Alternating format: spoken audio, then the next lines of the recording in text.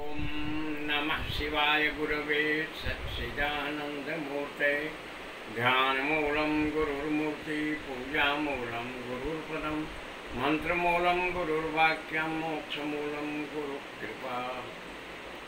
आज हम समाज के समक्ष सनातन परंपरा के कुछ रहस्यमय बातों के ऊपर अपना विचार रख रहा हूँ। प्रश्न यह है कि अन्य मजहबों में और सनातन में क्या अंतर है। सनातन में जो कुछ प्राकृतिक चीजें हैं, उन प्राकृतिक चीजों के आधार पर इस परंपरा के गुरु दत्तात्रेय जी महाराज ने प्रकृति से शिक्षा ग्रहण किया। इस परिपाटी में उनके 24 गुरुओं का वर्णन मिलता है और 24 तरह के आचरणों की शिक्षा उन्होंने ग्रहण किया। इन 24 गुरुओं के आख्यान के विषय में बताता हूँ। पहले जो हैं पंच महाभूत, पृथ्वी, वायु, जल, अग्नि, आकाश, ये पंच महाभूत पंच तत्व कहे जाते हैं। इनसे क्या शिक्षा मिलती है। सर्वप्रथम माता पृथ्वी। पृथ्वी का नाम धारणी भी है। यह संपूर्ण संसार को धारण करती है। संसार पर जन्म लेने वाले जितने संसारी प्राणी हैं, सब प्राणियों के आवश्यकता अनुसार पृथ्वी माता भोजन का भी व्यवस्था करती है। अन्न, फल इत्यादि सब पृथ्वी से उत्पन्न होते हैं। मानव इत्यादि अन्य जंतु उनको आहार करते हैं। तो धरती माता पालन भी करती है, संपूर्ण प्राणी जगत को धारण भी करती है। तो उनसे क्या शिक्षा मिलती है। शिक्षा मिलती है कि संत को धैर्यवान होना चाहिए, धैर्यपूर्वक रहना चाहिए, परोपकार की प्रवृत्ति होनी चाहिए। इस तरह की शिक्षा भगवान दत्तात्रेय ने पृथ्वी माता से प्राप्त किया। पृथ्वी माता उनकी पहली गुरु के रूप में है। दूसरा आता है वायु तत्व। वायु तत्व जो है, हवा बहते रहती है। वह हवा दुर्गंधित वातावरण से भी गुजरती है। कुछ क्षणिक दुर्गंध का प्रभाव रहता है, आगे चलकर मिट जाता है।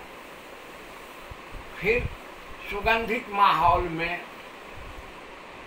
हवा गुजरती है तो कुछ समय तक सुगंध का भी प्रभाव रहता है, वो भी समाप्त हो जाता है। इस प्रकार सभी वस्तुओं को स्पर्श करने के बाद सुगंधित, दुर्गंधित, ग्राह्य, त्याज सभी वस्तुओं को स्पर्श करके गुजरने के बाद भी वायु कभी अपवित्र नहीं होती। सन्यासी को इसी ढंग का जीवन यापन करना चाहिए।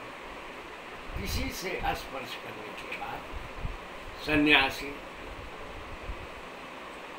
निर्विकल्प रहे, निर्विचार रहे, उसके गुण अवगुण से प्रभावित नहीं हो, वायु के सदृश उसका आचरण रहे, यह जो है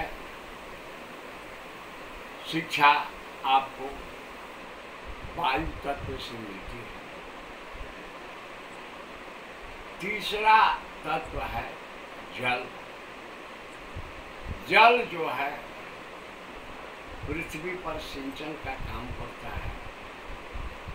पृथ्वी और जल के संयोग होने से पृथ्वी पर नाना तरह के अन्न, फल, मूल इत्यादि उत्पन्न होते हैं, जिनसे लोक कल्याण होता है। परंतु जल जो है हमेशा शीतल रहता है, यानी सन्यासी को कभी उग्र नहीं होना चाहिए। हमेशा अपने स्वभाव के अंदर जल की तरह शीतलता को धारण करना चाहिए। यह शिक्षा जल से मिलती है। चौथा तत्व आकाश है। आकाश व्याप्त होता है। जिस ढंग से आकाश व्याप्त है उसी ढंग से परमात्मा भी अखिल ब्रह्मांड में व्याप्त है। वह हमारे अंदर भी है, संपूर्ण जगत के अंदर भी है। तो सन्यासी का सोच संकीर्णता पूर्ण नहीं होना चाहिए, व्यापक होना चाहिए। वसुधैव कुटुंबकम की अवधारणा होनी चाहिए। संपूर्ण सृष्टि की मंगल कामना चाहिए। संसार का मंगल है तो उसमें हम हैं, हमारा भी मंगल है। इसलिए संकीर्णता को त्याग करके व्यापकता को ग्रहण करना, यह जो है आकाश तत्व का गुण होता है। अब पांचवा अग्नि तत्व। अग्नि तत्व से यह शिक्षा मिलती है कि सन्यासी को तपस्या का संचय करना चाहिए। तपस्या से ऊर्जा को प्राप्त करना। तपस्या के ऊर्जा से सन्यासी ऊर्जास्वित रहता है। अग्नि के अंदर दाहकता शक्ति होती है। जब वह प्राणी के पेट के अंदर होती है तो अन्न पचाने का कार्य करती है, तो उसे जठराग्नि कहा जाता है। यहाँ भी वह अपने शक्ति से जन कल्याण करती है। वही अग्नि जब जंगल में लगती है तो वो दवाग्नि कही जाती है। जब वह समुद्र में होती है तो बड़वाग्नि कही जाती है। यानी हर स्थिति में अपने अंदर तपस्या द्वारा ऊर्जा संचय की शिक्षा अग्नि से मिलती है। इस तरह के 5 तत्वों से 5 प्रकार की शिक्षा भगवान दत्तात्रेय ने ग्रहण किया। 24 गुरुओं में ये 5 होते हैं। छठा स्थान चंद्रमा का है। चंद्रमा कभी घटता है कभी बढ़ता है, यानी जब कृष्ण पक्ष के आने पर चंद्रमा घटते जाता है, शुक्ल पक्ष के आने पर चंद्रमा बढ़ते जाता है। यानी काल खंड के अनुसार मानव के जीवन में पूर्णता और अपूर्णता की स्थिति से गुजरना पड़ता है। कभी सब कुछ पूर्ण होता है, कभी अभाव का जीवन होता है। तो सुख दुख में समभावना रहना, अभाव और परिपूर्णता से प्रभावित न होना, सन्यासी को इस ढंग से रहना चाहिए। शुक्ल पक्ष का चंद्र चंद्र ही होता है और कृष्ण पक्ष का चंद्र चंद्र ही होता है। तो चंद्रमा से यह शिक्षा मिलती है कि सुख और दुख में समभाव रखें और अपने नियम नीति निष्ठा का अनुपालन करें। यह शिक्षा चंद्रमा से मिलती है।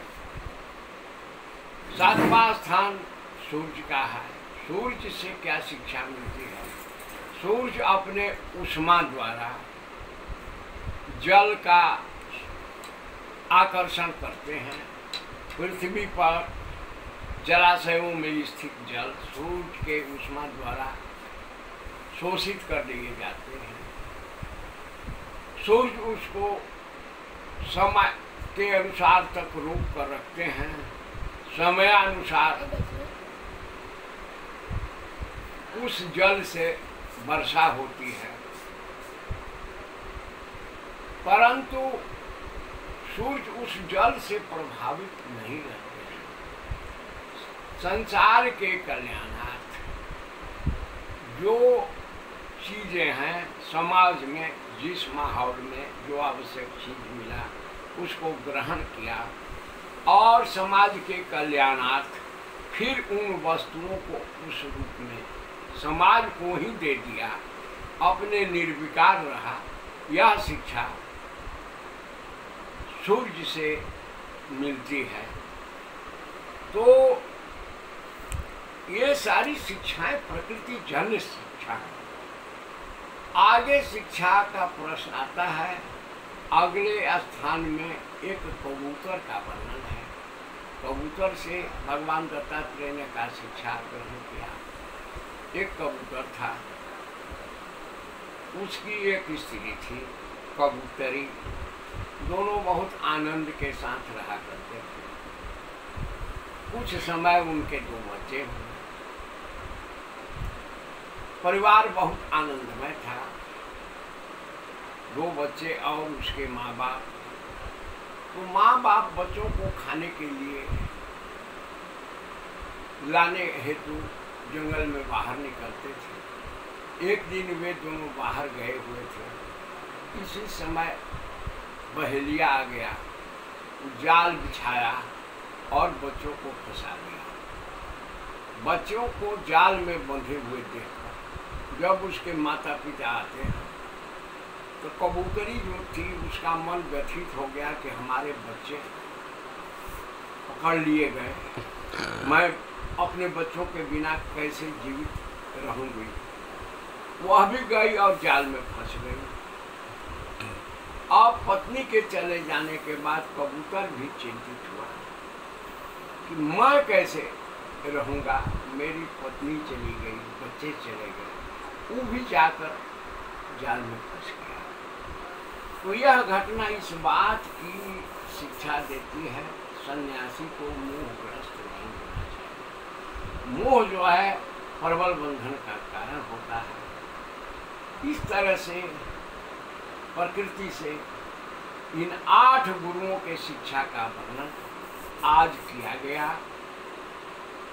अगले दिन के व्यवस्था में आगे के गुरुओं की कथा का वर्णन किया जाएगा।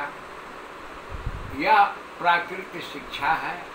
यह प्राकृतिक शिक्षा किस ढंग से सनातन धर्म में गुरु परंपरा को कायम करती है, इसका स्पष्टीकरण आगे के चरणों में दिया जाएगा। आज इतना ही। शिवोहम, भैरवोहम, गुरुपद रतोहम।